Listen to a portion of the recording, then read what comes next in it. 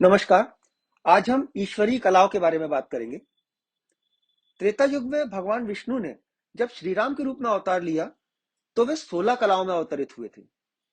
जबकि द्वापर युग में जब श्री कृष्ण के रूप में अवतार लिया तो वे 10 कलाओं में अवतरित हुए थे। मतलब कृष्णावतार में रामावतार से 6 कलाएं कम थी। और कलाओं का ये अंतर हम दोनों अवतारों में स्पष्ट रूप से देख सकते हैं। जहां एक तरफ 16 कलाओं में आए राम अवतार में श्री रामचंद्र जी के संपूर्ण जीवन काल में उनका एक भी कार्य ऐसा नहीं है जो अनुकरणीय ना हो या जिस पर प्रश्न चिन्ह लगाया जा सके। भगवान राम ने जीवन पर्यंत समस्त मर्यादाओं का पालन किया। कभी किसी के साथ जैसे को तैसा वाला व्यवहार नहीं किया।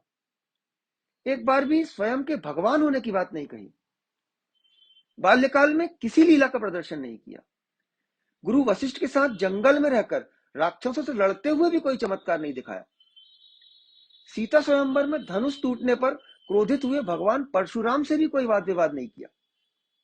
राज सिंहासन पर कभी अधिकार नहीं जताया। पिता की आज्ञा का अक्षरशः पालन किया।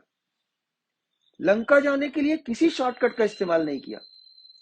और रावण से युद्ध के दौरान भी किसी प्रकार से सीमाओं का उल्लंघन नहीं किया, बल्कि जीवन भर उत्तम चरित्र का परिचय दिया और मर्यादा पुरुषोत्तम कहलाए।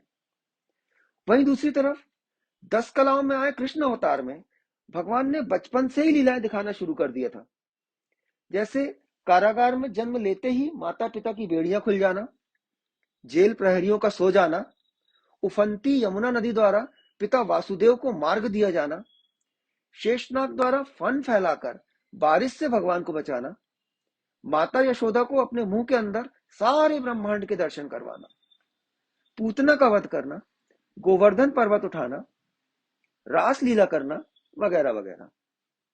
इसके बाद कौरवों के भरे राज दरबार में अपना विराट रूप दिखाना, अनेक अवसरों पर स्वयं को भगवान बताना, आदि और अंत बताना, महाभारत के युद्ध में जैसे को तैसा वाली नीति अपनाकर पितामह भीष्म से लेकर दुर्योधन तक का वध करवाना और पांडवों की जीत सुनिश्चित करना।